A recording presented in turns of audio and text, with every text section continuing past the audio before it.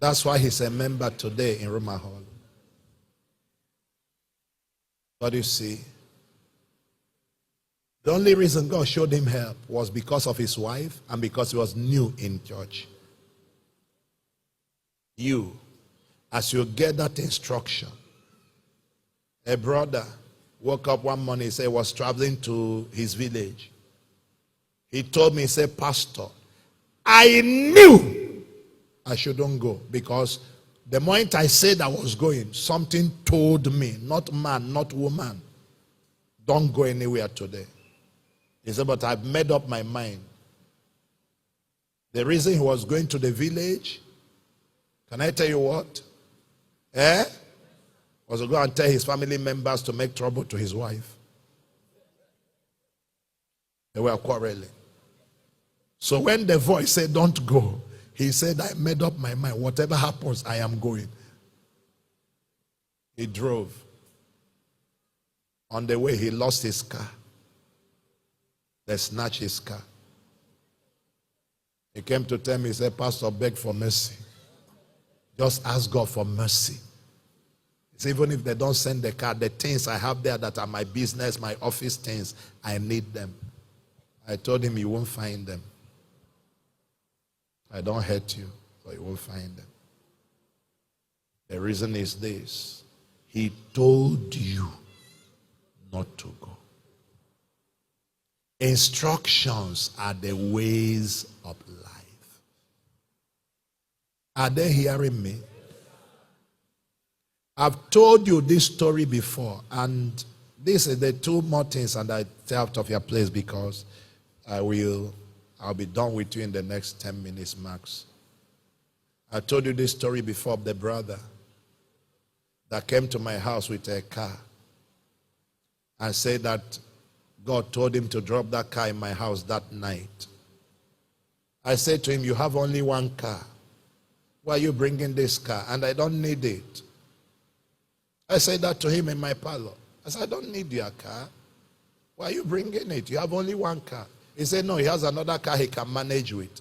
But that he has this urgency, he must drop it this night. He said God spoke to him about 1 week ago, but he refused. And until now, this night, he had a voice, you must drop it tonight.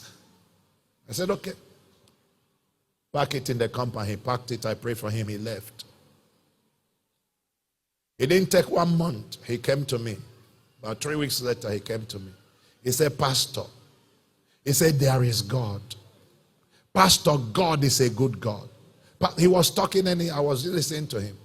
And he told me a story I will never forget. He's alive, he's not dead. Told me a story I will never forget. He said when he dropped that car and left, he didn't think anything. He just knew that God told him to drop it. It's about a week or two later, a week plus later, he got a call. He was in the office.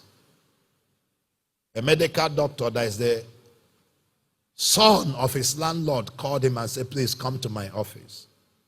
So he went to this man's office. This guy is a medical doctor.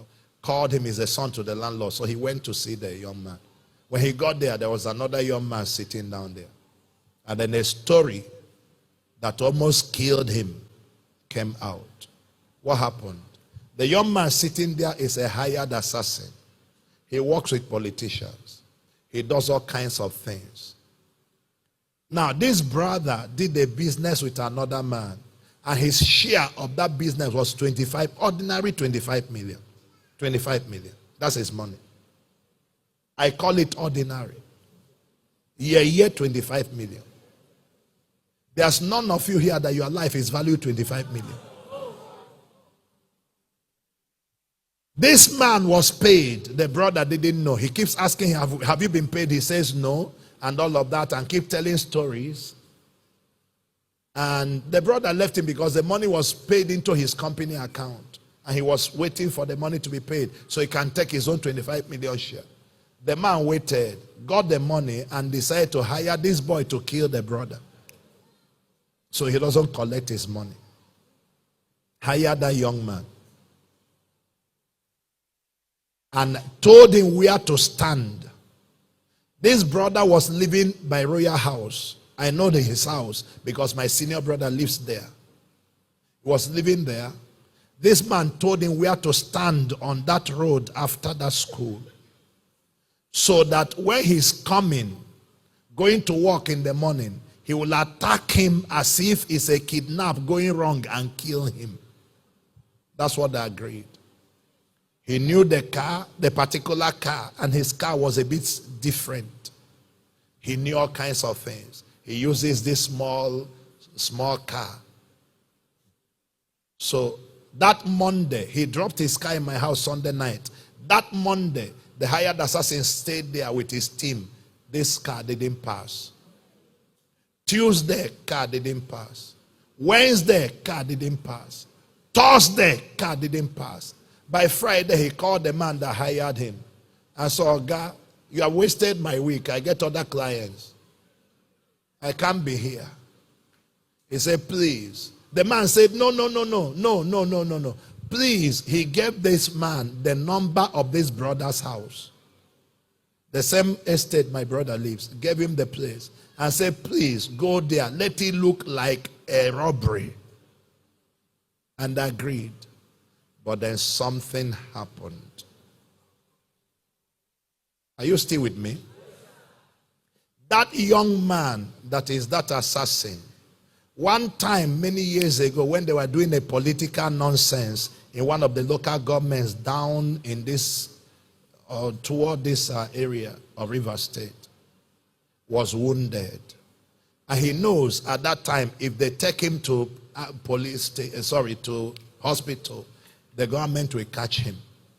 So he ran to somebody, and the people took him to this young man. At that time, this young man was a young medical doctor. They took him to that estate where this man told him to go. Are you seeing the hand of God?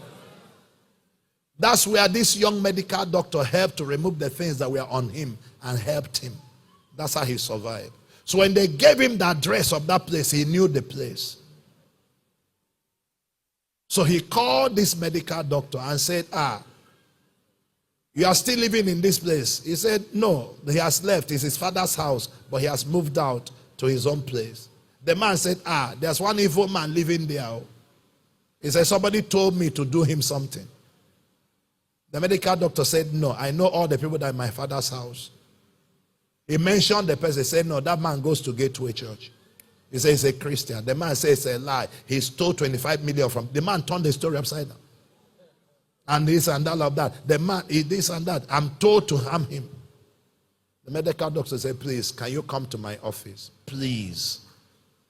That young man left what he was doing and this assassin went to the medical doctors. Sat down. The medical doctor sent for this brother. He came there. He was talking. The man said no. Thankfully, when he was he didn't know, but he had his briefcase. He brought out his bag and showed them the proof of the business. So he's the one being owed. They were doubting whether the man was the armed man was telling the truth. So he picked his phone, called this man, and put it on speaker. "Oga, you told me this man took your money, this and that." He started talking, and he didn't know it was these people were listening.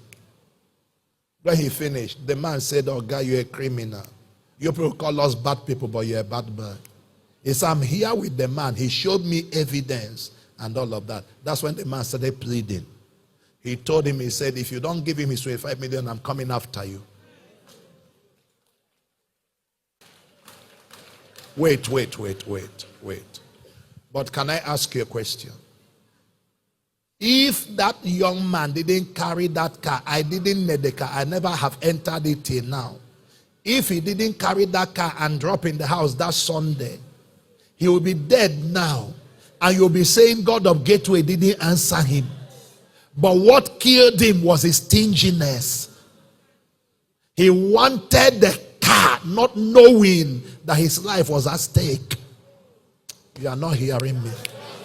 I'm sharing with you life stories you can verify here. There are many of you here. You will never hear God. You will never do quiet time. You'll never join in prayer in the night. You will never do anything that will open you to discernment. You are flying blind in destiny. You are rushing to destruction on a daily basis. And you wonder why your life is messed up. Thank you for being part of today's message. And we believe that today's message has impacted greatly into your life. Don't forget that God's word is all that you need, because all that you need is in God's word. Please, if at this point you haven't subscribed, please do well to subscribe. Turn on the notification bell so that when next we post a video, you will be notified. You'll be notified. Until we come your way next time, God bless you.